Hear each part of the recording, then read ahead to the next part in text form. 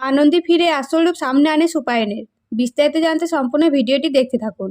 আদি রেজিস্ট্রি পেপারে সই করতে গেলে আনন্দী এসে বাধা দেয়। তখন আদি আনন্দীকে জড়িয়ে ধরে জানতে চায় এতদিন কোথায় ছিল। তখন আনন্দী বলে, আমি হালি শহরে সেদিন বাসে উঠিনি, আমি মেডিনেসে গেছিলাম, দিয়ে মেডিনেস থেকে আর বেরোতে পারিনি। মেডিনেসে আমাকে একজন পেছন থেকে মাথায় মেরে অজ্ঞান করে দেয়। তখন আদি বলে, কে মেরেছিল? এই কথা শুনে আনন্দী বলে, আমি নির্দোষ, সেটার আগে প্রমাণ দিই। সিঞ্জিনি, তুমি একবার কথা বলো তো। তখন সিঞ্জিনি কথা বলতেই আদি অবাক হয়ে গেলে সিঞ্জিনি বলে, আমার গলা আনন্দীর মতো, তাই রকেট আমাকে একটা ভিডিও দিয়ে আনন্দীর কথাগুলোর বদলে আমার বলা কথা বসিয়ে এডিট করে দেয়। এই কথা শুনে আদি বিশ্বাস করে আনন্দী নির্দোষ।